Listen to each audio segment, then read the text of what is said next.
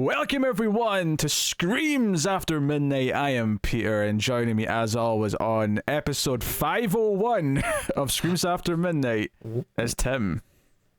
Buzz buzz goes a chainsaw. I don't know. Buzz? I just said it went brr brr. Unfortunately, he's asleep, but if we brought my son in here, he actually makes chainsaw noises all day. Is this a natural phenomena, or have you been watching a lot of Texas Chainsaw movies in his vicinity? It's probably. I mean, I haven't been watching any like recently, but I mean, I definitely had a few on when he was in the womb, for sure. In the womb. Yeah. Oh dear. Oh well, this is a hell of a start to this episode. This is, of course, a horror movie podcast. We get together, we've watched a horror movie, we talk about it, and we have a brand new movie, a brand new franchise movie to talk about, which is very exciting. So we're here to talk about Texas Chainsaw Massacre. Notably, that's right. Notably not the Texas Chainsaw Massacre, just Texas Chainsaw. I already did a rant on this on a Patreon bonus thing, so I'm not going to do it again, but the title's a bit silly. But this is the 9th Texas Chainsaw movie. Sounds about right. Yeah, there was 4: remake, prequel, 2013, Leatherface. Yeah, this is number 9. So this is a direct sequel to the original film. It went straight to Netflix. It is produced by Fede Alvarez, but not... And I think he's got a story by credit. He's got like a co-story by credit, but he didn't direct it. This is David Blue Garcia who's directing this.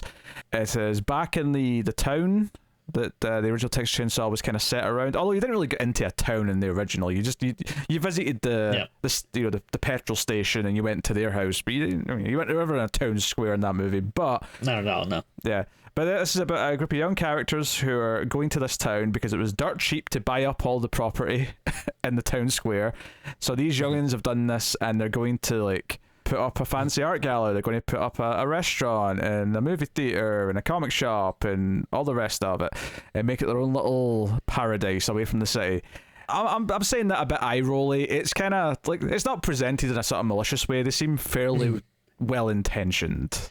There seems to be like a lot of talk about like gentrification, but would this be gentrification if like nobody's living in the town? Like there's like I mean, that's like fair 2 or point. 3 people. Like it seems like they just bought a ghost town and they're just remodeling it. Like I didn't get the sense that it was like, they were forcing people out of their homes, so I don't know. But yeah, right off the bat, that just seemed like a little weird to me, one but notable whatever. possible exception, which Right. we'll get to in the plot. But yes, no, I see what you're saying. Notably, it stars Elsie Fisher as one of the 2 leads. She was a fantastic young actress in 8th Grade, directed by Bo Burnham. Very, very good film. I highly recommend. Not a horror movie. It's got nothing to do. Although, to be honest, I was more tense in some of the scenes in that movie, going through like puberty, for this young girl who's like scared to go to the pool party and stuff. Like the tension of her walking out in her bathing costume for the first time was more nerve-wracking than most horror movies make me feel. So maybe in a way it's a horror movie in the sense that life is horrific,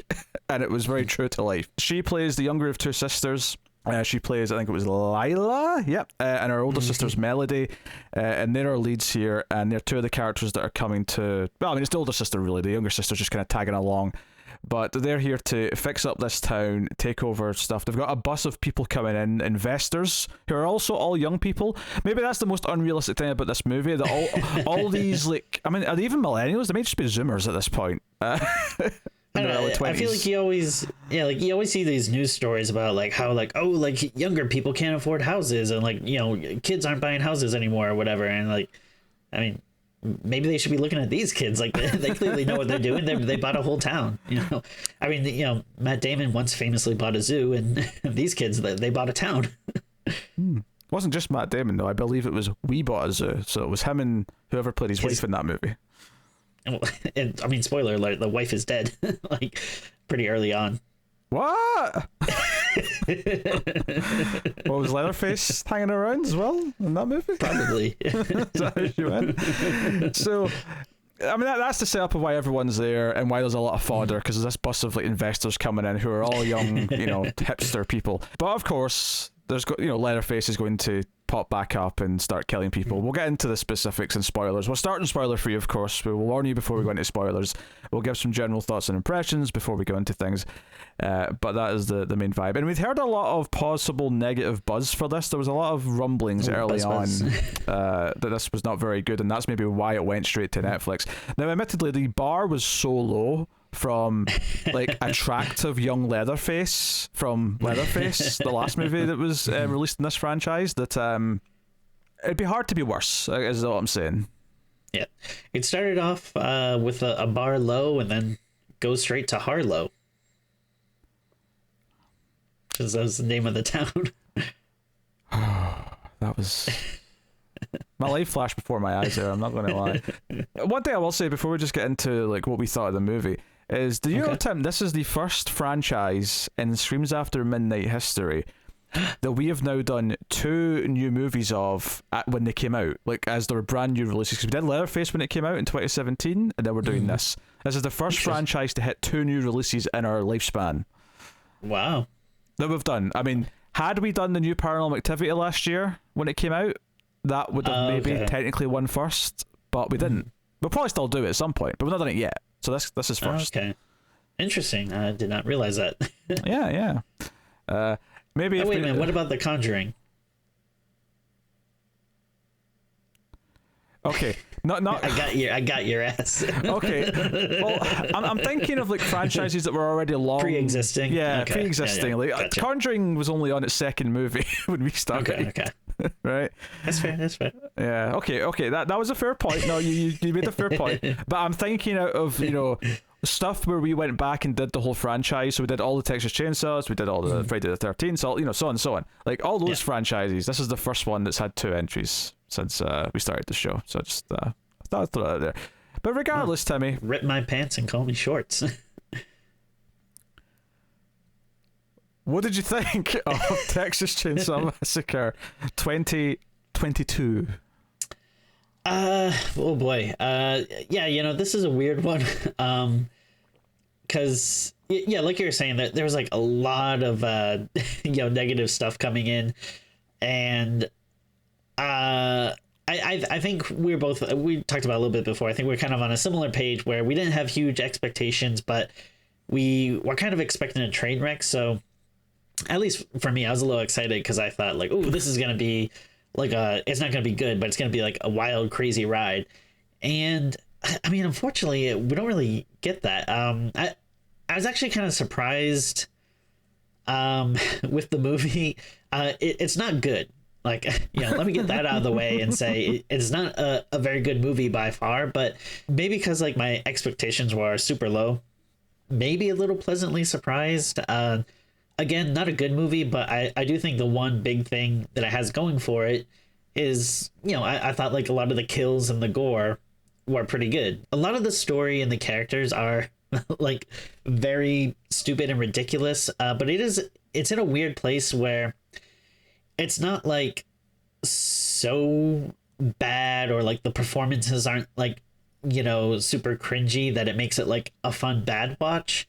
I also didn't think it was like much worse than a lot of other like dumb modern horror movies that we watch. So I don't know, it ended up being like a little more bland, I guess, than I kind of was expecting, where like I thought that, all right, if it's gonna be bad, at least let's hope that it's like crazy, over the top bad, that it's just kind of like funny to watch. And there were a few moments here and there. I thought it was gonna be way worse. Definitely prefer it much more than the last entry that we had. If I had gone to the movie theater and paid money to see this, I probably would have been more upset. But like for something that was just straight to Netflix that I didn't have huge expectations for, I was like, I don't know, it's okay, I guess. So committal, Timmy. You're so committal with your thoughts and feelings. I mean, I was hoping it was going to be, again, I was hoping that this is going to be something like we're really going to be like, oh my God, like this crazy big dumb thing happened. I think there's like a few things here and there. But you wanted Halloween Kills again. You wanted us to sit here and rant and rave. I didn't want the runtime of that episode. But yeah, I did want something like that where we could really, and maybe it's because like, I don't think either of us are super passionate about the franchise. Like, there's entries that I really like, but I wouldn't say it's a a franchise that's like super near and dear to my heart by any means. But yeah, I mean, by the end of it, I was just kind of like, all right, whatever. Like, I feel like there are people online that are saying like, oh my God, I can't believe how bad it was. And it's like, I've seen so many worse, like, modern generic horror movies. Like, well, we are veteran horror movie watchers, Tim. We have seen much, much, much worse than anything dished out in this movie. My thoughts on the movie. I would also describe myself as kind of pleasantly surprised, not like overly, but what I would say is that some of the topics and themes that it tries to shoehorn into the film, this movie has no business tackling, and it's not like, this is not some serious film with the nuance to tackle things like the survivors of a school shooting or gun control or like just stuff like that. Like it's just not, I just don't think it fits in a movie like this. But what I will say is, much like you said, the kills by and large are kind of fun and very gory and violent, and they're kind of a blast to watch. I will say it's 85 minutes, so the stuff that I didn't like didn't have enough time to completely ruin the fun I was having. And I will also say that by and large, the cast are decent to good. None of the characters are that good, but you don't have actors who are like completely tanking it because they are they have nothing to offer. And I think that where I came down on my landing on this is that I think it's a pretty decent slasher sequel, and it functions as like a lot of sequels that I enjoy from other franchises, where I will probably watch this again and I'll have fun watching it again at 85 minutes with some fun kills and some of the character things that I don't like. I think in time I won't come to like them, but I'll get used to them just being there and it'll just be part of the movie after a while. And honestly, like, I would agree it's better than Leatherface. I think this is better than like probably half of the films in this franchise. I think this is better than the beginning. I agree. I would say I definitely agree with those. Yeah, I would say it's better than. I mean, some people. So I've noticed, Tim, there's a lot of people on the internet who really like the 2003 remake, but after we did it for the show, I'm not feeling so hot in that one. I do urge a lot of people that are like super into it to watch it again. Yeah, because I do remember when it first came out also being really hyped on it, and then when we did it on the show, I mean I would say I still mildly like it, but like I was definitely deflated on our last watch. Like I think the thing that's hard for me with it, because I was actually thinking about this, because just thinking about the franchise in general, for me it's a little hard to divorce it from just that kind of error of like those really crappy remakes that we were getting like all the time in the 2000s, the early 2000s, which I kind of feel like that seemed like the start of it, I mean, you say the early 2000s, the Nightmare on Elm Street remake was 2010, so it was the whole decade. Right, yeah, sure. It went straight up into the early 2010s. Yeah. If that one had kind of existed on its own, I feel like maybe I'd have a little more fondness for it, and except for now when I watch it now, it's like, all right, you're not only thinking about that, you're thinking about like every goddamn remake that came out. There's like not a whole lot that's fun about it, and we talked about it at length. I don't want to talk about it again, but I think this is more entertaining than that movie, and I think I probably personally like it more than. I mean, Next Generation has an amazingly silly ending, but it's actually kind of a tedious watch to watch like a lot of that movie. So bizarrely, I think this one actually comfortably goes into the middle of the rankings in terms of just because some of the other ones are so bad that I think this actually lands kind of in the middle somewhere. Yeah, I mean, I wouldn't really argue with that too much. I do feel like Next Generation is a weird one where I always kind of feel like I like it a little more than I actually do, because when you think about it, you just kind of remember the really big over-the-top audacious things like the ending and Matthew McConaughey and all that kind of craziness. But yeah, when you do go back and watch it, like, that's not the whole movie. No, like a lot of it is. Yeah, there's a lot of walking in the woods, and the 3 had a lot of walking in the woods as well. But I like, this is the other thing. So I notice online a lot of people love 2003, the remake. Those same people, and a lot of people, also show no respect to Texas Chainsaw 2013, which... That's what I don't get, Yeah, which, for me, is after the original, obviously, is the second best movie in the franchise. Not because it's a good movie, but because it's a heavily entertaining and fun movie, and it's so silly that I love it. And this is not... I mean, I didn't like this as much as that, but... I came into this after Leatherface, hearing it was going to be bad, and kind of enjoying it as just a slasher sequel where some of the characters are a bit dumb, some of the decisions they make are a bit dumb, some of the plots they try to give the characters to try and make us care about them just feel really like try hard, but ultimately it's quick, the kills are fun, they're brutal, and it takes itself maybe a bit seriously, but it doesn't take itself far too seriously, right? I think the way Leatherface like kills people kind of like it brings the tone closer to what you want, I think, exactly in a movie like this. Whereas, and because Leatherface, as much as the original Texas Chainsaw Massacre, one of the bits of trivia that's always brought up about the original is that there's actually not really any gore in it or even any blood. But it feels like there was because it's so grimy and dirty to watch, and you feel like you need a bath after it, right? And I feel like adding in gore and excessive gore like this movie doesn't feel misplaced because it already kind of it feels like it belongs, even though the original didn't have it. Bizarrely, I agree. Yeah. Whereas I think the new Halloween movies, when they add in these extremely over the top gory kills, I'm kind of like, no, this is not Michael Myers. This is a little bit different. Yeah. I mean, like Leatherface is someone who literally like, eats people and cuts off their faces and stuff. So the violence and gore, you can kind of imagine that versus like, Michael Myers, you don't really see him as that kind of person. I had a decent time with it, actually. I had a decent amount of fun. I think the kills, the gore are good, and anything else that isn't good, and there's a lot of other stuff that isn't objectively good, but it's brisk enough that it actually, in many ways, despite the fact that there is a lot of references to like, phones and internet and social media and stuff, it actually felt in spirit more like an 80s slasher sequel than I'd say that a lot of attempts to make slasher movies have done in quite some time.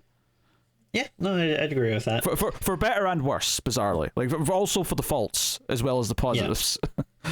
So yeah, like I mean, I don't want to get like too much into it just because I don't know. I was noticing that's like a thing where I was seeing so many people talking about it, but they weren't really like talking about how they feel about it. They're mostly talking about why other people, their opinions on it were wrong, and so like I don't want to talk too much about like people saying this are wrong or whatever. But there was like some interesting stuff though where.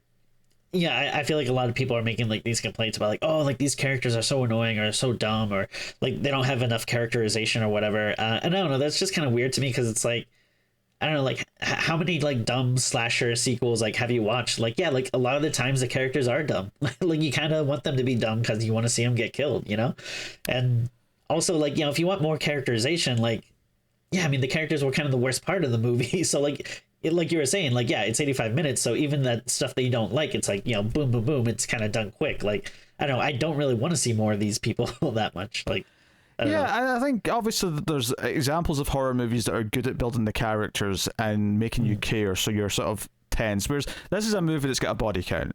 And it's that's what it is in essence. It might be trying to pretend that it's got some grander message at a couple of points, but it's kind of fooling itself if it thinks it does. In reality, it's a body count slasher movie, and I don't want to like care that much. I mean, you want something for them, but you don't necessarily want them to be bogged down in stuff that's going to just start irritating you. And I think this movie, to credit a little bit, is that just as I think maybe some of the characters' plots are maybe about to start reaching that level where they're irritating because they're bringing up the same thing again and again, that's right when the characters start dying. And it's right when they get shut up. So it's like, oh no, you know what, they were just starting to get irritating, so they were killed at the right time. And it's like, okay, all right, so you've got that paced out nicely. And I will sorry, I was gonna say, and whether that's by design or whether that's a happy accident, I don't know, but either way it's there. So and I will say too, like I did generally like the look of this movie. Like there were like certain shots and stuff that I thought like, I think that looks like really nice versus a lot of time when we watch It doesn't look like a Netflix movie. Is the point? It looks like an actual film. Yeah, and there's so many like how many generic like studio horror movies have we seen like like Ouija or Wish Upon or something that are that just has no style whatsoever. Well, at least this like I was like, oh, like I like the look of the town, and like that scene where you first see Leatherface like sitting at the top of the stairs and it's all dark except for like the window behind him. I was like, oh, like these are like really good shots. Like I'm liking the way this looks. Like it actually looks like there's some thought and style into it. Yeah, there's a moment like somewhere in the middle where like characters are trying to run to a vehicle or something. It kind of and Leatherface has not really interacted with a lot of characters yet, and it reveals him standing like in the archway with the rain like sort of behind him in silhouette, and it's just there's some nice little. It kind of treats him as this kind of iconic villain, and don't get me wrong, not everything they do here is perfect, and I think one of the problems of trying to like tie these movies still to their original films and try to keep that original timeline intact. Oh god, right. We're gonna have to have a whole continuity discussion at some point. We can have a continuity discussion later, but this is less about continuity. Just forget all the sequels just now and just talk about the fact that this is a sequel to the original film. Is that Leatherface here, like, he has to be around 70 at least, right? Because there's no way, like, even if you tell me he was a teenager in the first film, which I don't think he was, but even if you tell me he was, at youngest he's 65 right now, and that's assuming he was 15 or give or take in the original film, which admittedly I don't think he was, but let's say he's 20, so now he's 70. And it's the same problem. It's the same problem, obviously, that they have to do with Halloween, is that Michael Myers also has to be in his 70s or at least late 60s. And this is, it's almost like they have to do what comic books do with the superheroes. They have to sort of roll, like, just this fluid rolling forward of time so that the characters don't have to be ancient to I mean, maybe eventually, like, when it's like, okay, no one will believe any of these characters are still alive because it's been too long, so we have to just kind of pretend that things happened in the 90s instead of the 70s now or something. But right, yeah, I mean, it's so weird to me, like, that I mean, I feel like there are like a few movies where you can bring back the characters and people will get excited, like obviously Halloween's a big one. It's like, hey, we're bringing Laurie back, like people are like, oh yeah, like cool, but I don't know, like for this one, like, was anyone really like, yeah, Sally from the first movie, woo? Like, I don't know. I saw some of it on Twitter, but like, I don't know if those people like cared before, like they actually revealed it.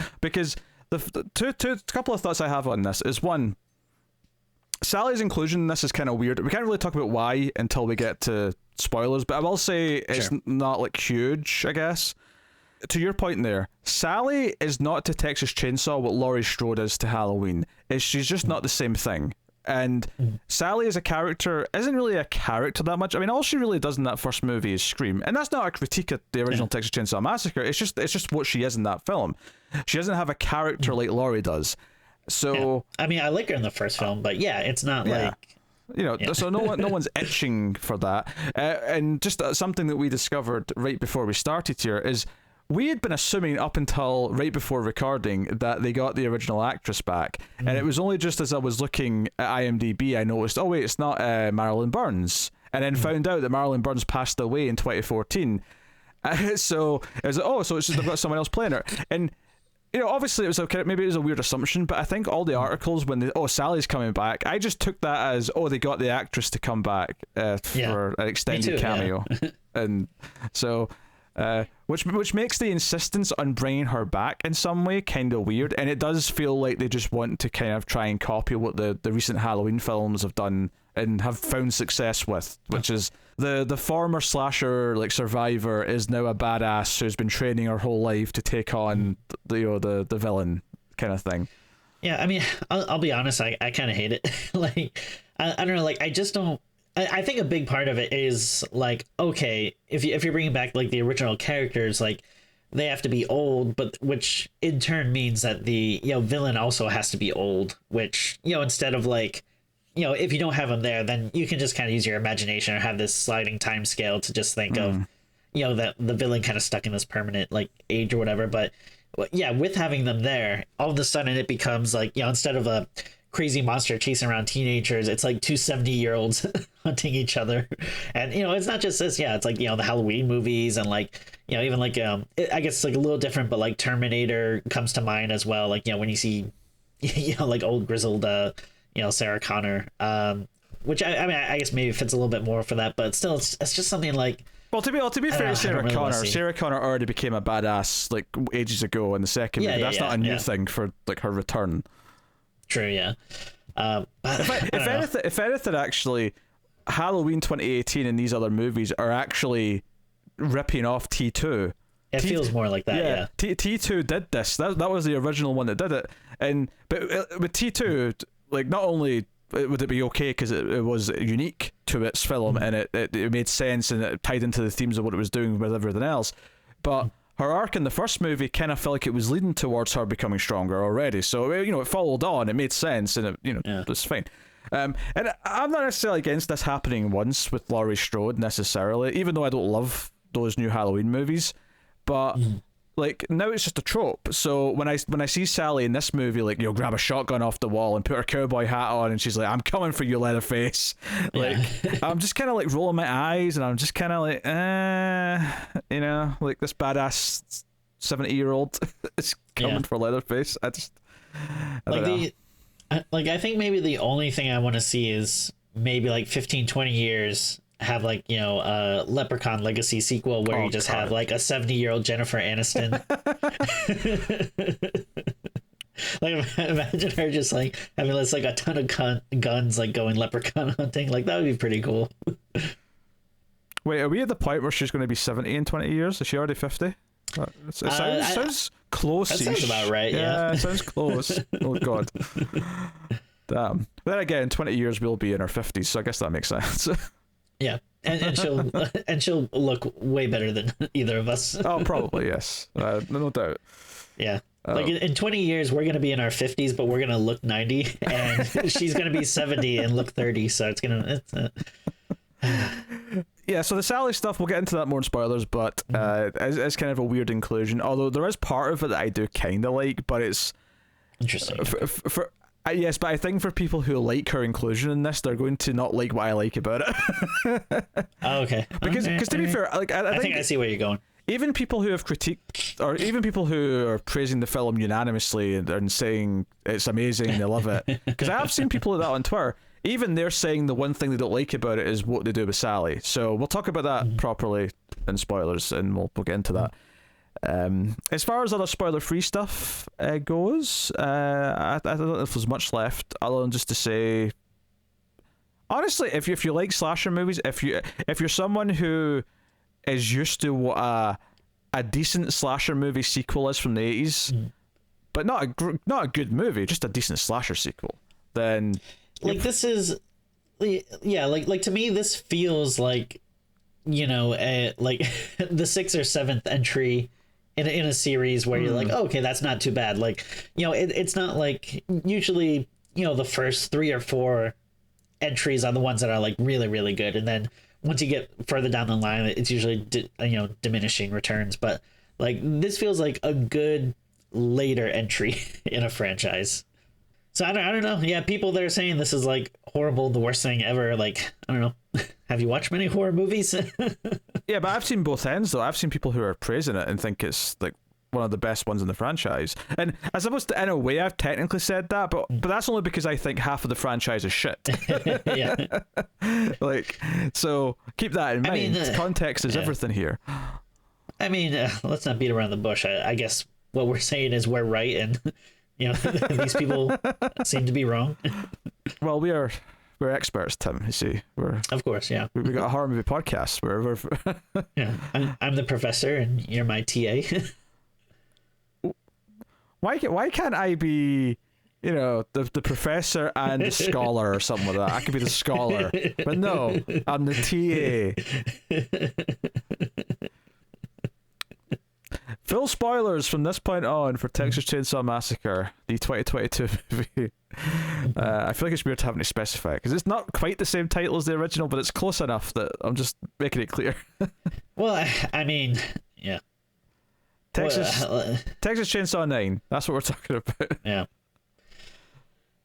That's the other thing. The naming conventions on these sequels are just. I know, but we've very irritating. We've ranted about this before. We have talked about that. Yeah. We don't have to go to Was that on Even More Screams when we talked about that? That was on Even More Streams, episode 2, which is a Patreon exclusive you can get for $1 per month, where me and Tim will maybe talk about a recent trailer or whatever, and a bunch of movies that we've been watching recently, just kind of casually, spoiler free. It's like an extra bonus once a month, along with the regular bonus episode, which is kind of like the regular episodes, but just about another movie. There you go. And I suspect that it won't be too long after this goes out that March's episode, I imagine we'll talk about the Nope trailer, maybe? Oh, yeah. Although Tara's campaigning that should be on ASAP movie because it's aliens. I feel like other podcasts would be like, oh, well, why don't you just do a special episode together? And to that I say, no way in hell. So the movie starts with it's like on TV, there's like a news, it's basically the previously on Texas Chainsaw Massacre, the legend of the original film, and it sort of pulls out. The way things are going, like, movies are just going to start having to have the previously ons. They might as well. It would surprise me, but it pulls out, and our character Lila is watching. They're actually selling some merchandise at this gas station. They've got like it's like I Heart Texas shirts, but the heart's a chainsaw. They've got like a little chainsaw corkscrew, which is actually a plot setup. That's Chekhov's chainsaw corkscrew. Because you get used to stab Leatherface later, but yeah. So this is just to set up, really, that one of the main characters is going to have a clue who this guy is later on when he's killing people. Yeah. Because you'll have this moment where she recognizes the police mock-up of what the killer looked like back in the day. And that's it. But yes, we hear that Sally apparently became a ranger and searched Texas for Leatherface for decades, but could never find him because he was wearing a mask, obviously, when she encountered them. Of course, yeah. There's no other distinguishing features. Well, that was my thought, is that later on when he sort of walks out, and he's not like got a mask on, he's actually seemingly just been held in a house, like pretending to be normal-ish for like a long time. Is as soon as he walks out to like help his like mother or auntie or whoever she is to him, like into the ambulance. As soon as he walks out, you're like, oh, this hulking man, I wonder if that's Leatherface. Yeah. Sally did not look hard enough for this guy. Yeah. It's kind of painfully obvious. And, you know, they're in a town that's close to where the original film happened. I just, Sally, come on. What were you doing? You spent 40 years, 50 years even, looking for this asshole, and he's like the most easy to find dude on the planet. But so we're interested in our main characters. So we have Lila, we have her oldest sister, who's Melody, I want to say. Melody. And she works with Dante, and they as a pair work together, and they're going to like turn this town in Texas into this new millennial Zoomer hotspot for artistic people or something. And we also have Dante's fiance, who's also there as well, who is distractingly kind of like Samara Weaving, but not exactly. But she's if you saw her at a glance, you could see Samara Weaving and think, oh, that's Samara. Oh no, it's not Samara Weaving, but it looks like Samara Weaving. Yeah. We're interested in the sheriff who pulls them over to eye them up mostly, but he is just kind of like, you're bringing people into town, and when Melody says, oh, our grandmother's from this area, which I thought was going to come up again, like maybe it would be relevant that they have a history family-wise in this town, but it never actually. I'm pleasantly surprised it didn't, because when I heard this, and oh my god, one of them's going to be related to Leatherface, or one of them's going to be something, and so I was pleasantly surprised it never came back up again. Maybe it did originally and they cut it out or something. Like maybe there's like extra scenes that got trimmed. I mean, you gotta assume they're related to someone. There's like 2 people in the town. So. Yeah. The only notable thing on the way into town is they run into this guy who has a gun on his belt. Melody gets a bit snarky and like talks about how he must be compensating for something, but says it quite loudly so he can hear it, and he sort of like interacts with them, and it doesn't get like too like heated or anything. It's just kind of a little, just slightly tense. The thing that I think is like kind of weird is it seems like the movie is like bringing up like a lot of stuff, but honestly, I'm kind of like, I'm not really sure exactly where like the movie lands on a lot of these issues. That is like, fair. Okay. Well, I mean, for I think for just context here, we are both left leaning. We are both liberal, right? We probably side with the main characters in this by and large on their ideas. I don't know if the subject of gun control, especially when we find out that Lila, the younger sister, survived a school shooting. There's actually some quick flashbacks to her lying on the floor surrounded by like dead bodies, and she's got like a wound on her chest that she survived. And it's like, okay, this feels like a really dark, real thing to bring into your like gory. Like, I'm here to enjoy violence. Don't remind me of real horrific violence in the world. Like that's not like something you should do. But the gun thing in particular is kind of weird because obviously in horror movies it's the type of genre where ultimately a lot of characters need guns for things, right? They need guns for protection. There's usually some monstrous serial killer coming after them or something, or maybe it's a monster literally in some cases. But it's kind of weird to sort of raise this question of gun control because ultimately the characters are going to have to rely on them at some point, so it almost sets you up to think, well, is it going to be kind of saying, hey, see, you needed the gun, so maybe the movie's got a bit of a statement. But at the same time, there's actually multiple points in the movie where the guns that like characters get a hold of don't actually help immediately, and they kind of like screw up with them, and it's kind of like saying, no, this wasn't like a magic cure for your problem, it's having the gun. So I kind of agree that it's kind of back and forth, and I'm like, is it try to just sort of be completely in the middle and say, hey, like there's uses here, but they're not this magic thing that'll fix your problems or something. I don't know. Yeah, I mean, you kind of assume that generally you're going to be on the main character's side and that the movie wants you to like relate to them or whatever, but it does seem the movie is also trying to do a thing where it's like they keep assuming that the people here are like hicks and racists, and actually like, you know, these people are the ones that are coming in and like causing trouble without really knowing, like, okay, but then also like one of the people in this town is like a crazy killer who will just like, you know, kill people at the drop of a hat. So I don't really know what the message exactly is here. Yeah, this is kind of why it gets just really messy in the sense that because we're dealing with like one of the villains, or the villain here being this monstrous serial killer who's going to just start mowing people down, and we're here to enjoy that to some extent. So it's weird to mix in these more real issues that it's trying to. They have no place in this movie. They should not be here to this extent, trying to pretend to say something, because it just it doesn't work, and it ultimately just muddies up what you're feeling about certain moments, because like as much as there's moments where characters like can't use the guns because they're not trained in them, so it just comes off as a silly moment. But the main character, you know, Lila's whole thing is she is kind of scared around them, but is trying to like at one point she gets a little curious and she wants to like build up some. It's like she wants to face her fear, right? You know, it's like she's been running, that she's had this fear ever since she survived this shooting, and she wants to try and like build up some tolerance and like overcome her fear. It doesn't work very well, and then when she tries to use a gun later on when she's actually in danger, it doesn't work, and it comes off as kind of whatever. But then there's also scenes like later on where it goes into slow motion as she's like trying to get to the shotgun, and she's like crawling for it, and it treats it like this angelic moment almost, where it's her one grasp of like trying to like survive is to get to the shotgun. And I have no problem with guns in movies by and large, because ultimately it's fiction. Like I enjoy people getting mauled to death with chainsaws in movies. I have no interest in people getting mauled to death with chainsaws in real life.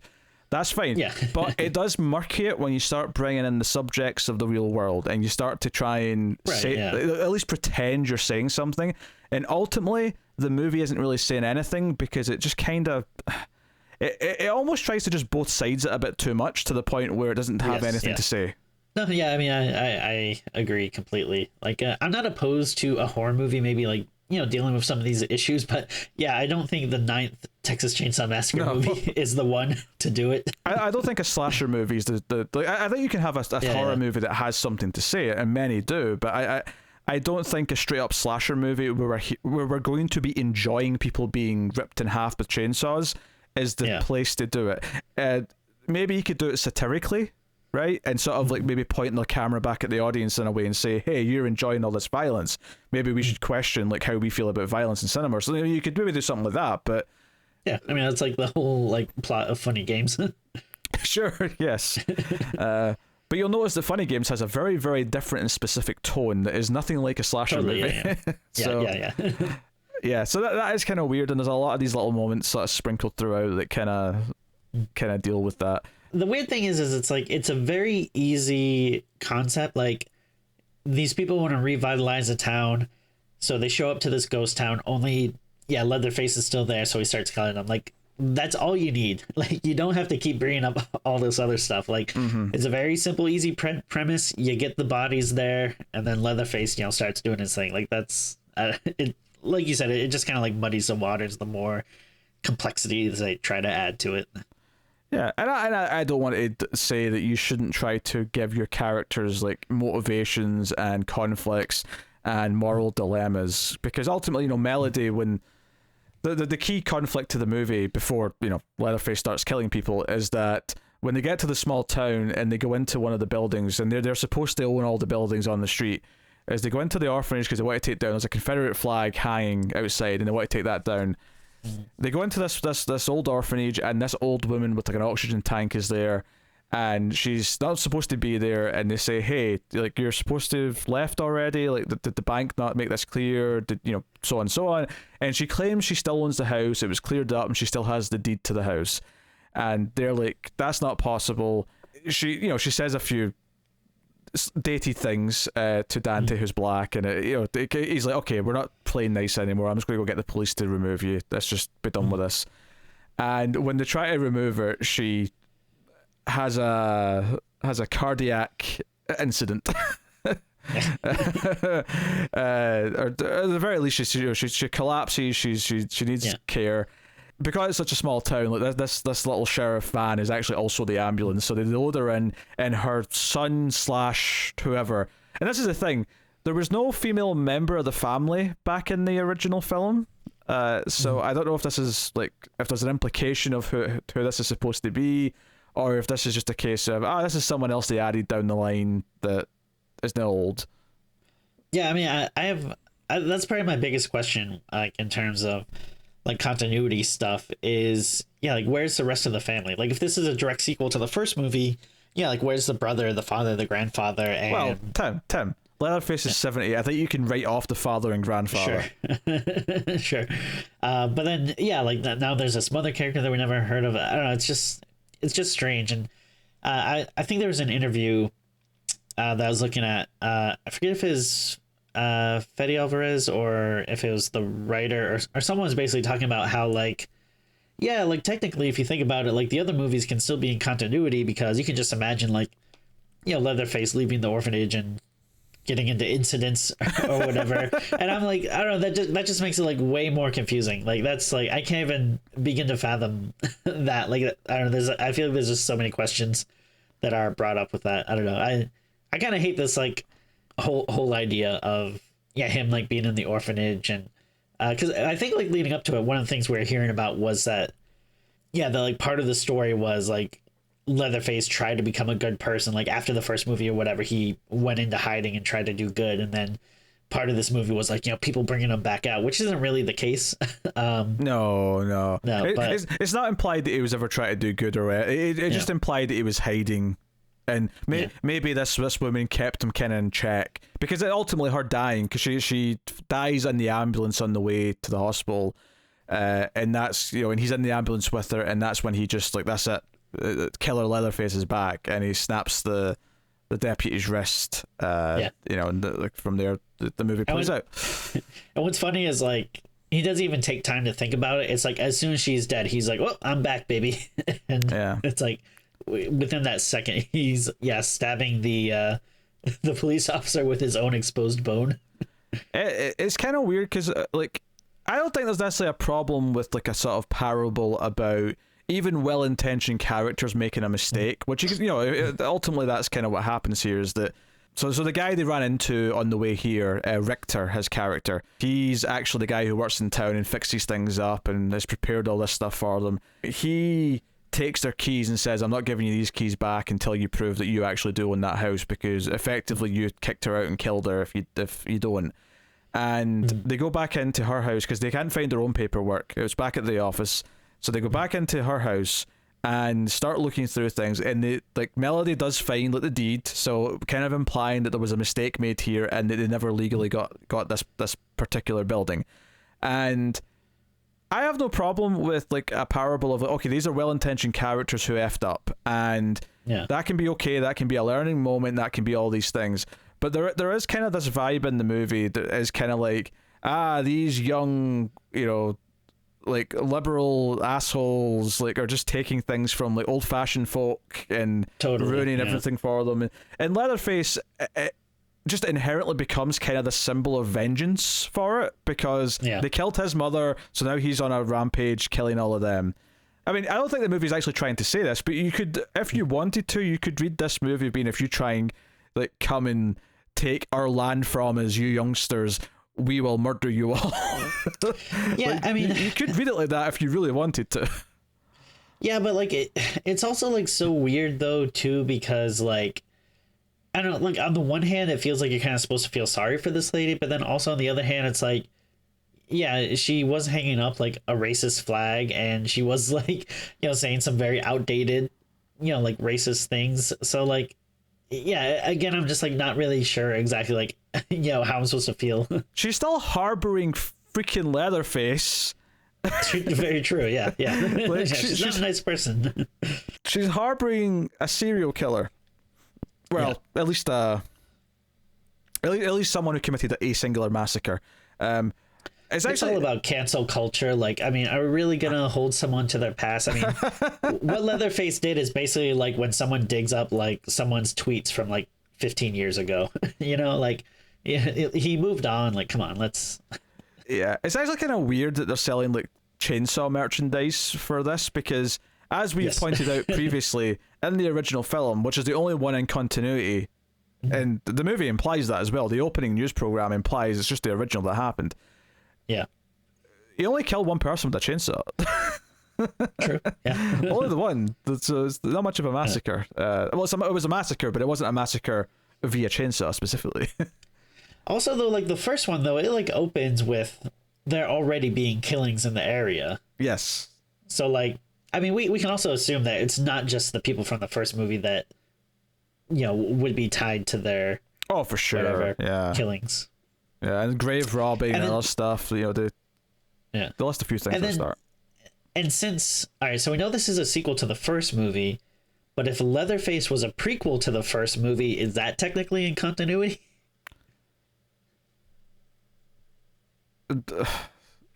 I'm going to say no, even though technically you could say it is, but I'll say no. I don't want it to be. Yeah, I don't want it to be. I don't think the makers of this want it to be. I don't think they even thought about it. They don't need to care about that one. They don't have to rate that with continuity, because it's just it never happened. It's fine. But yeah, so they take the old woman away. She dies in the ambulance. The fiance went with them because Melody felt bad and she wanted to go. This might have been one of the dumbest things in the movie. I was like, no one has to go with her. Why are they doing this? Yeah, that was silly. Even if you felt bad, I totally understand feeling bad and being oh, can you give us updates, anything, if you want to help out, whatever, but what are you gonna do by going with them?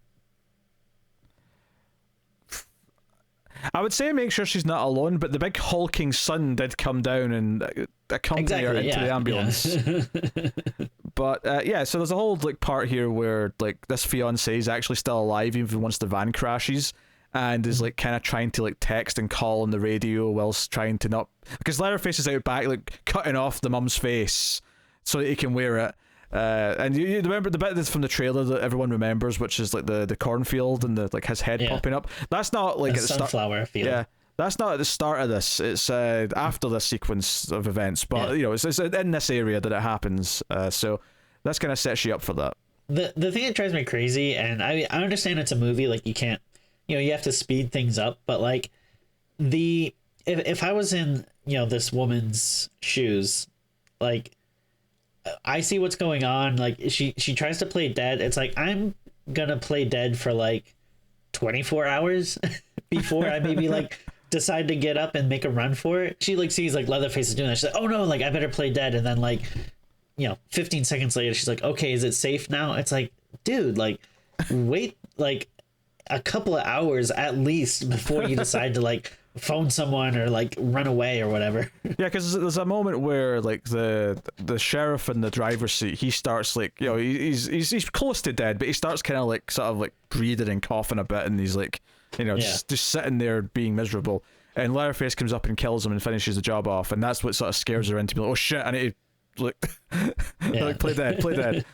Yeah. And then Leatherface, he just kind of ends up back at the house, because it's when Melody and Dante go into the house to look for this deed, whilst the party bus of people are like, well, they have like a barbecue just now. When it starts raining later, they all go into because this is a bus that's got like a higher bit at the back, so they can have like a party in the bus. Yeah. But it's more of a coach than a bus. I mean, bus is a bit disingenuous. They're in the house creeping around. We get kind of our equivalent of the mallet kill from the original film. Leatherface just sort of pops out at him, and you don't see it till later because Dante actually gets back up and walks outside, and he doesn't last very long. He just walks out in the rain for a little bit, and Richter like sees the injury and at that point decides to go after Leatherface. But his entire like mouth and jaw, like part of it's just ripped away.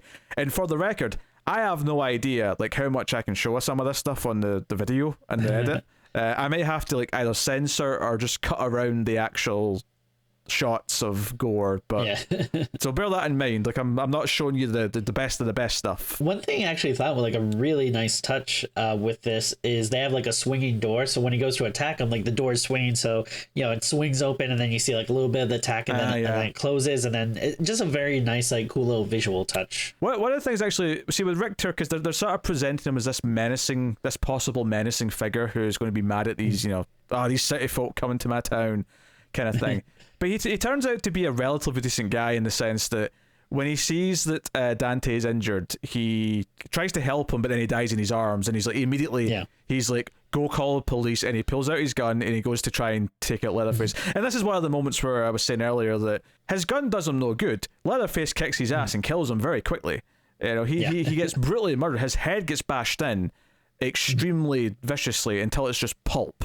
It's a very violent death.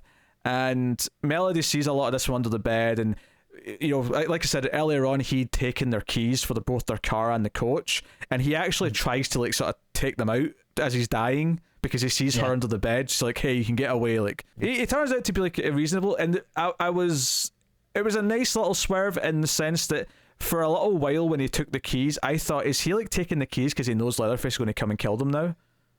Because he seemed to know the old woman, so I thought, like he knows that Leatherface is going to want to kill them now, so maybe he's like trapping them in the town so that Leatherface can just go wild. But then obviously later on, it turns out he's like, but this is a bit weird. He clearly knows enough about like who she has with him that as soon as he sees the injury, he's like, I know who this is, and he gets his gun out and he's like, I'm going to go take him on.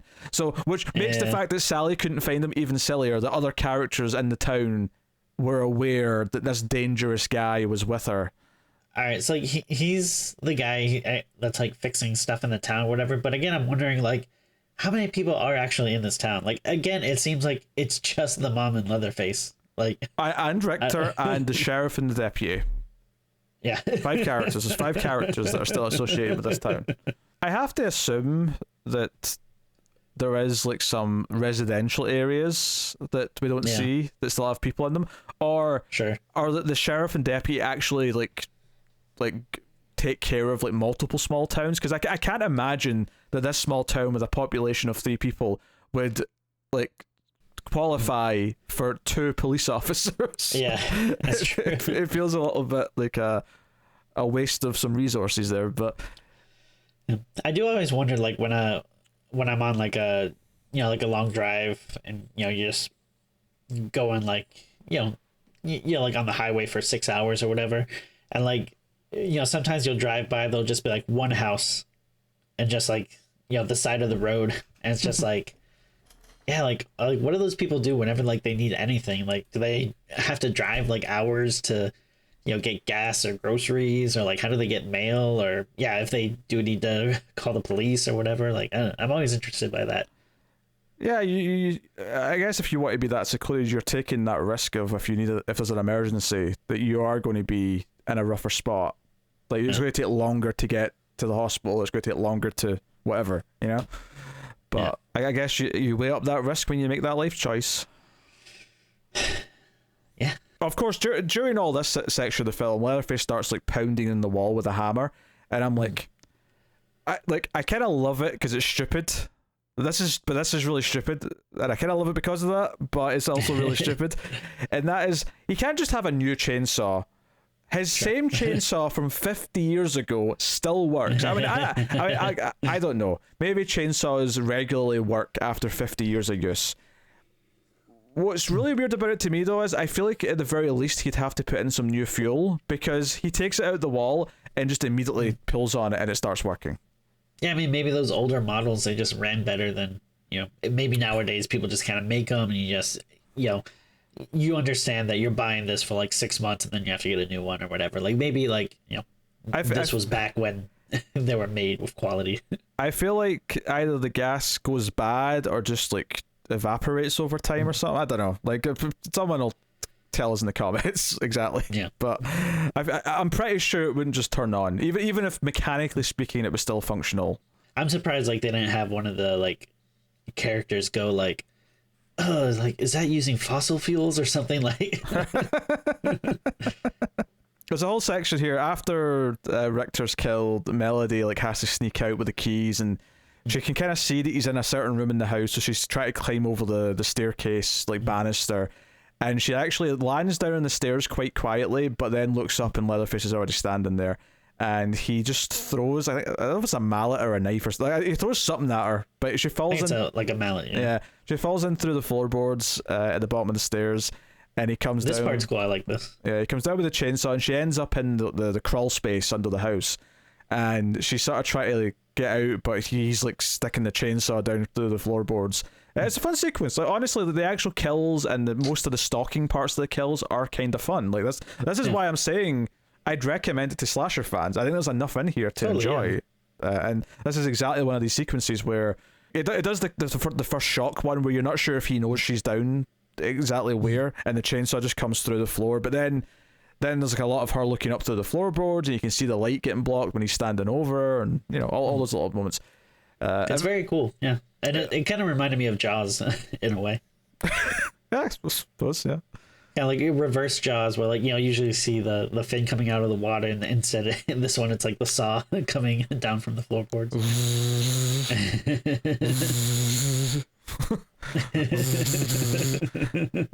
For anyone who's not getting what I'm doing here, I'm doing the Jaws theme but via chainsaw.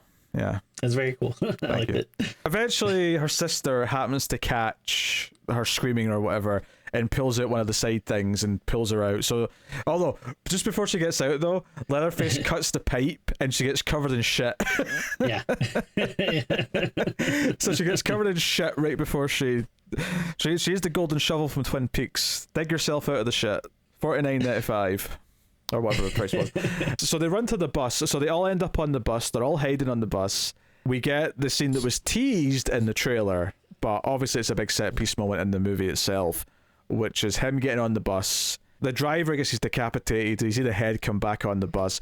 Leatherface comes in. I did like how this was filmed to start with, which is so the woman who's kind of organized the actual bus and the party, she like sees the decapitated head. She knows there's danger out there because she saw Dante earlier being dying. She starts backing up slowly through the bus as everyone else is unaware that, I mean, other than the sisters who also know bad stuff's happening, as everyone else is just sort of like singing, dancing, drinking, whatever, and she's just backing up with this look on her face as everyone else is just kind of oblivious until Leatherface walks in.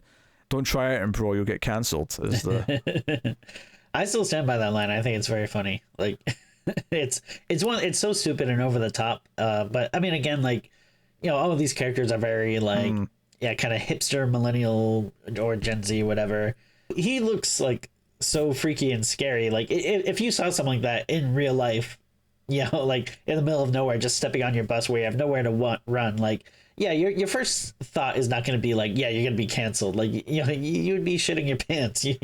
And but I don't know. I think it's funny. You do actually see on one of the phones though. One of them was live streaming it, so some of it did get broadcast. This like massacre, and this is the thing. This may be the first scene in the franchise where there's literally just a massacre in like one scene. That's true, yeah. Because he kills, with the exception of the sisters who run into the bathroom. There's a bit of a here's Johnny moment with the chainsaw eventually. Oh yeah. But he uses a chainsaw a lot in this. He does, yeah. He uses it a lot. In fact, he kills everyone on this bus, I think, with the chainsaw. There's at least one guy who gets like sliced from like the shoulder down, and like so it's like a proper. Yeah. That looks good.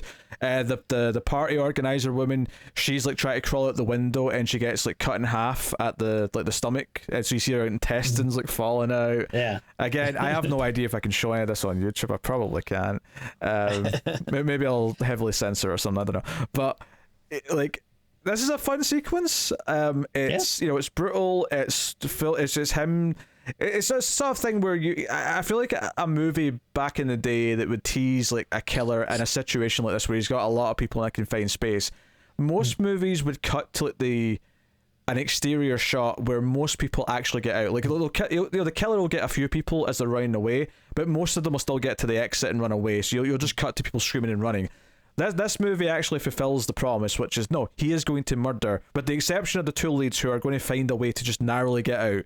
He is going to kill everyone in this crowd on this bus. And it's like and it all has this like kind of like blue party like nightlight kind of thing to it, which again is like a nice little touch. It gives it a little more style than just being on like just a plain looking bus or whatever. And they use this kind of like blue party kind of digital thing as the when it got to the credits at the end, like it had that kind of that style. Oh yeah. Bit of a sort of neon kind of vibe in the credits. One of the more stupid moments I had with the characters though is that Sally shows up soon, right? And the sequence of events here blur a little bit in my mind. Sally shows up and we saw her like get a call saying stuff's going on, and she goes out to the first kill scene and like realizes that this is it, like he's here, it's him. She shows up, she's got a shotgun, and the two girls get in the car, and she's like, no, we're going to wait here, they want you, so I'm going to, no, he wants you, so I'm going to wait here, I'm going to lure him in and then kill the bastard. I do kind of love that when she gets out of the car and she tries to go, toe-to-toe with Leatherface. She goes into the house. It's a little bit weird that Leatherface, because Leatherface has been killing everyone, so it's kind of weird that he knows Sally, because Sally's got this moment where she's like, she says the names of the leaders. She's like Franklin. Remember Franklin, Leatherface? and Leatherface is just like, and he just walks out. And he just doesn't give a shit. And I thought, okay, I get that he doesn't care that she's Sally and doesn't remember who Sally is. I'm cool with that. But I don't understand why he doesn't try to kill her still, because he's killed everyone in his path at this point. So that's a bit weird. But the one thing I do like about this is that I kind of appreciate that. And this is kind of because I don't think Sally's that important, and while I do think it's a waste of time even trying to bring her back because it's like this plot beat that I just think is kind of silly, I do kind of like that she just immediately gets killed. Like when she tries to actually fight him, it's kind of funny. When Leatherface goes out and he's going after the girls, Sally comes out, we get the impalement with the chainsaw where he lifts her up with the chainsaw through her stomach, and she's actually up in the air. And it's a great visual, and I'm sure people are probably mad at us saying this because maybe they hold Sally near and dear to their hearts, but Sally as a character is just kind of whatever. I don't really care. I think what I liked about this is that because up until this point I'm like, oh, you're copying the Jamie Lee Curtis stuff from Halloween to a point. She's not obviously as central to the story, but it still kind of feel like you're copying the vibe of that. I think I like this as a swerve. No, we're just going to kill her. Like she's dead. That's fair. Yeah. I appreciated that. Yeah, especially since like I felt like they're making such a big deal about it, leading up to the movie, like Sally's back, like, oh, bringing back this character. So I guess I didn't really think about that much when I watched it, but looking back at it, it's kind of funny that it is ultimately pretty pointless. I think the silly part here though, this is the dumb character choice that I was saying, is that for some reason the two girls, because before she tries to fight Leatherface, she throws them the keys and says, go, get out of here, right? She says that to them. For some reason, they sit in the car and just watch all this happen and don't actually try and leave until Leatherface is done and it can now focus his attention on them. And they immediately crash the car because of it and don't get away. And it's just one of those dumb character moments in a slasher movie where you're like, if you had just left like 30 seconds earlier, you'd be gone. You'd be away, and he could do nothing to you because you'd be on the road in a car. But alas, we're here. Melody gets her leg impaled a little bit, so she's kind of stuck, and she's like, no, you have to go. Like, Lila's mentioned a couple of times in this film, she's got survivor's guilt. She's like, oh, all the people who died at her school, like, they were important. She's not important. She's not special. She's not going to do anything good with her life. She has survivor's guilt. She picks up one of Richter's guns because he's got like a machine gun just lying around for some reason. Was it him in the beginning that mentioned that they had feral hogs in the area? He said that's what his handgun was for. I don't know if he meant his machine gun was also for that.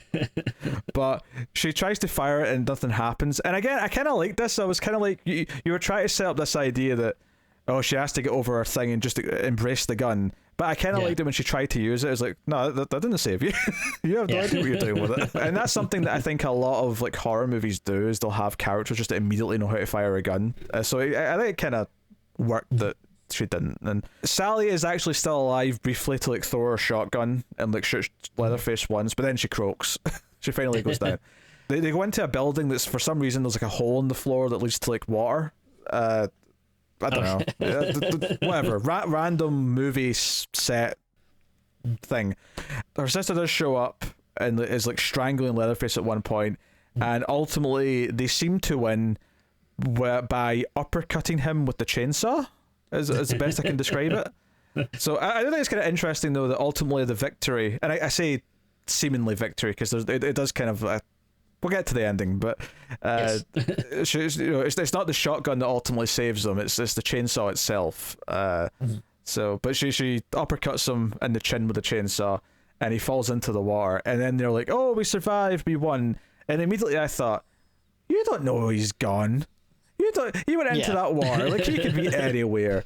They walk back out to the car. The end of the movie is that they're in Dante's fancy car, and they turn on the autopilot, and they're just kind of relaxing, and it's like, oh, we're free, we're done. And they crack a joke, and we get the Nightmare on Elm Street ending, or the whatever, any slasher ending where the killer pops out and does something to one of the characters right in the end. Leatherface just, his hand comes in, rips Melody out, and because the car's on autopilot, it's still moving. So Lila like pops her head through the sunroof and screams, and it's kind of reminiscent almost to like Sally in the back of the truck, watching Leatherface. They're kind of going for like a similar vibe. Yeah. But he's got Melody by the hair, and he just grabs his chainsaw and decapitates her, and her body falls while he's still holding the head, and Lila is just screaming in the car as it's moving. I love this like 2022 version of like it's an autopiloting car, which is a real thing now, which is so surreal, but it's a real thing. And then Leatherface starts waving his chainsaw around, and it's like the end of the first movie, and then that's it. Roll credits, which I like the ending. I'm not gonna lie. I think it's great. Yeah. It's cruel, but it's cruel in a fun way, I think. Right. Yeah. No, it's like, it's very over the top, to the point where, like you are kind of laughing at like, just how crazy and gory it is, and it actually, like, there is something that is like kind of freaky about like, Lila being stuck in this car and having to watch this and like screaming. Like I don't know, like it does just kind of like have like a weird look to it. I actually I was pretty surprised that they went there, but I liked it. I guess the way I'd look at it is that, one, you could sort of tie it into like she's the only survivor or something again, right? So she's got to deal with that. I don't think it's saying anything great about, or like it has anything great to say about it though. I think it's just, I don't know, movie stuff. Oh sure, yeah. But what I will say though is that the idea, like, since we're dealing with all these younger characters, and the movie does kind of point out a lot of modern things, right? Is that the idea of a self-driving car, like sort of like trapping her? Not that, I mean, I'm sure she could like stop the car if she really stopped and thought about it and like press some buttons. Sure, yeah. But she's kind of trapped by this trapping of modern technology as she watches her sister die. And I guess it's, I don't know, like, your modern technology can't save you. These comforts you have in the modern world will not save you. Ultimately, it has to come down to you versus the monster, one-on-one. And, well, Yes. So you sought comfort in this futuristic device. You paid the price for it, and the price was your sister's head. It's very deep. I mean, I don't know if they were thinking about that when they were filming it, but I mean, I do like that take on it. I don't think it's that deep. I mean, you can stroke my ego all you want, Tim. I think I'm grasping a little bit here, but I mean, there's something there, I guess. Mostly, I just think it's a fun little like haha decapitation. Gotcha. Yeah. Yeah. Mostly that's where I'm at with it. And then there was I don't know if you watched after the credits. There was a little after credits scene. Oh no, I didn't. I stopped. What was the after credits scene? I mean, it's like 2 seconds. All it is just Leatherface walking back home. Oh right, okay. Yeah, but so there's like nothing. But I was like, oh, okay. Yeah, I suppose it's open for sequels if they want to fund one. And the weird thing is that, like, I mean, they sold it to Netflix, so I guess they've already kind of seen it as some sort of a failure. But then I guess if Netflix loves, if lots of people watch it on Netflix and it trends and it gets a lot of buzz, you know, for good or bad reasons, then Netflix might say, "Hey, make us another one." Yeah, they might. Like, it's not impossible. Yeah, I mean, like, one thing you do got to give it is, I mean, granted, maybe I'm only seeing it because, you know, I'm friends with so many horror people, but a lot of people were talking about it, you know, on Twitter and stuff over the weekend. So, I mean, yeah, obviously not all of it was positive things, but yeah, like you said, I'm sure, you know, if they're just looking at algorithms, you know, if they're seeing that, hey, a lot of people watched it, a lot of people are talking about it, maybe, yeah, they'll want to do another one. I mean, it is kind of a shame that, like, this franchise now, like, seems to struggle to have a second entry. Yeah. to like, you know, like they've all been kind of these like singular restarts for the last few movies. So, and I'm not saying like I'm desiring a sequel to this. It's like, but if you told me this Leatherface is going to brutally murder another bunch of people, like, I'll take it. I'll watch it. Yeah. I'll have fun with it. You know, as long as it's as brutal and as gory, I'll have a fun time. Yeah. Yeah, it really comes down to that. So no, I mean, I totally agree, and I mean, I do think a lot of it is gonna have, like, you know, come with like your expectations for the movie and the series and stuff, because, you know, we are comparing it to, you know, these recent Halloween movies, which I do think is kind of an apt comparison. And yeah, I think the big difference is, you know, this is doing something that feels more aligned with the franchise versus, you know, Halloween. Like, you know, that's not something you expect Michael Myers to do, but, you know, these kind of over the top, brutal, gnarly kills is something that, you know, Leatherface and it can get away with more. And it doesn't fit perfectly with the franchise, especially in terms of continuity. There's lots of questions. Oh, sure. Yeah. I mean, even if just the continuity of the first one, I know it doesn't. I know it's intentionally ignoring the sequels, but it doesn't. But it's still like, it still feels much closer to what a Texas Chainsaw Massacre movie should feel like. Or at least a new version of what it should feel like versus those new Halloween movies, which I think just kind of betray what a Halloween movie is supposed to feel like. This, in some ways, is obviously kind of aping their success by trying to like copy some elements from it, but it's also much shorter. Like, you know, Halloween Kills, like, we went 2.5 hours, but the movie itself was like 2 hours long. Yeah. You know, it was a long ass movie. This is 85 minutes. It is brisk. And maybe there was more problematic storylines that got cut out or got trimmed down heavily, and that's why they're not too much of a problem now, because they're not good, but at least they're just it's what the characters are up to until they die, and that's okay. Yeah. Try to bring in some really serious subjects though into the movie is kind of weird, and for the most part, I'm enjoying it in spite of it trying to make me think of these very serious things that I do have opinions on, that I do feel strongly about. For sure. Yeah. But I don't necessarily want it in a movie like this because, like, I'm here for the carnage. So yeah, absolutely. And I think it is interesting because it does show you that, like, you know, how far, you know, just good kills and gore can go in a movie. Because, yeah, you know, there's a lot of other movies, you know, especially like, you know, these bigger, like, studio horror movies where, like, you know, it feels very generic and boring, and like, you know, just the kills and the gore themselves just like aren't good. It's like, you know, sometimes, you know, you can have you know, it's okay to have like dumb story elements and dumb characters, but if you can at least nail, like, you know, the horror elements to it, that can really do a lot to bolster a movie, and, you know, take it from something that's like generic or tedious or boring to like something that's like, oh, you know what, I actually kind of had fun watching this. Yeah, I mean, I had more fun watching this than I do, say, like Halloween 5 or 6. You know, to compare it to some other sequels from a big long-running franchise. Or, I mean, Friday the 13th is a bit more consistent, but I mean, I definitely enjoyed this more than Jason Goes to Hell. Yeah, say that. For sure. I liked it more than Freddy's Dead. Oh yeah, sure. Yeah. Probably every Saw movie, I guess. Yeah, I mean, we're slasher fans, and we dislike those movies. So, I mean, that's an unpopular take, probably. But yeah, I do like it more than pretty much all the Saw movies.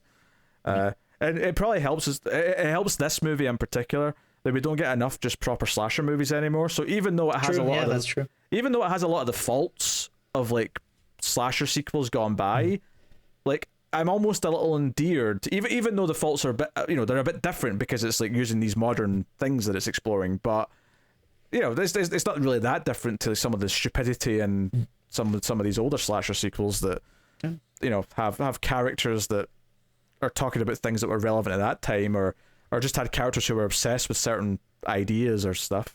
So whatever. That's a good point. Yeah. If you're a fan of like 80s slasher sequels, I would say you'll probably get something out of this. But that's assuming that you also are forgiving to the bad characters and things like that in those movies too. If you think they're better for some reason because you have like nostalgia goggles on for a lot of them, then maybe it won't quite work as well. Yeah. Yeah, I mean, we're not saying it's a masterpiece by any stretch of the imagination, but yeah, I mean, ultimately it boils down to it's not a good movie, but it's a pretty decent slasher movie. Yeah. Yeah, if that makes any sense. I gotcha. Yeah.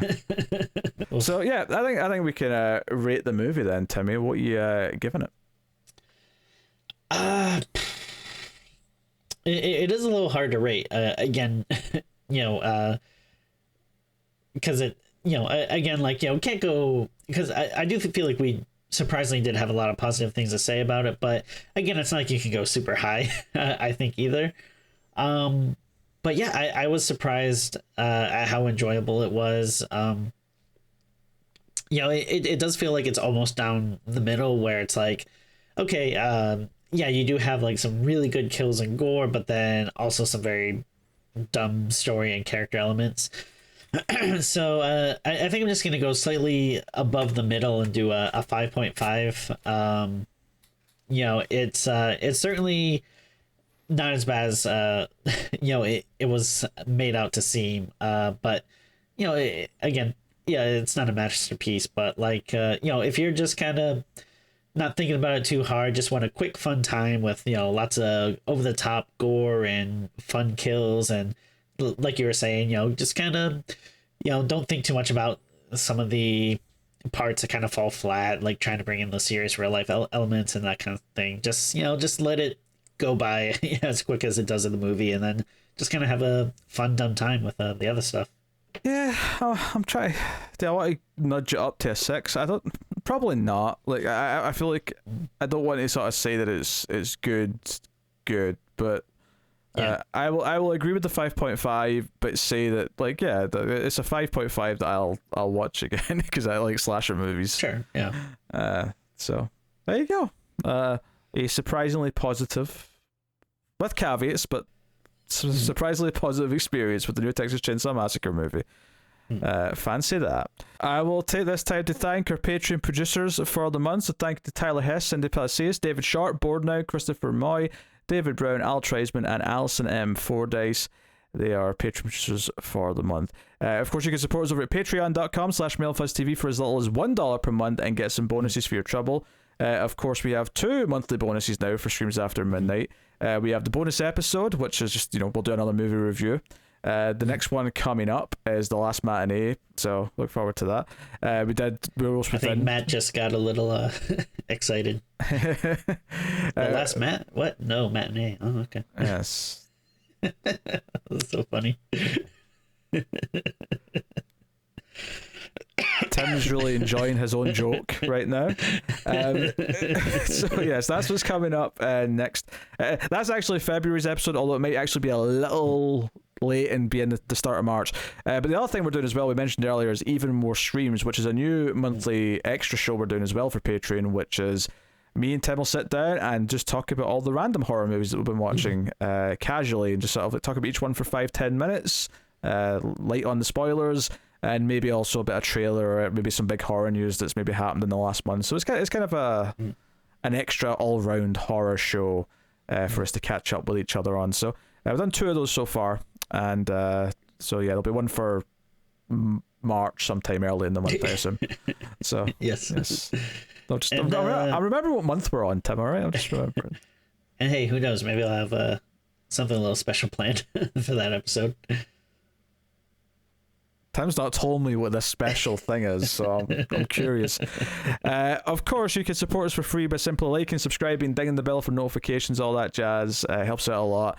And of course, get us on Twitter at ScreamsMidnight. I'm going to ask Tim to pose for the thumbnail, which I forgot to do on the show last time. We had to do it after the show. So I'll remember to do it on the show. So here we go. 3, 2, 1. Position. Oh. All right. Ooh. What's that supposed to be? I don't know. It's just a pose. This has been Screws After Midnight, guys. I hope you enjoyed the show. This was episode 501. We'll see you soon for 502. You got 3 episodes pretty close together because we had to do the 500th episode before this, and we had to do Twilight 3 for Valentine's. But there will be a good couple of weeks now before the next episode. But the Patreon bonus will be the next thing up from us over on patreon.com/MailFustTV. So, yes. So there you go. So that is us. Thank you very much for joining us once again. We always appreciate it. Keep watching scary movies. The family is Saw. We'll see you next time. We're out.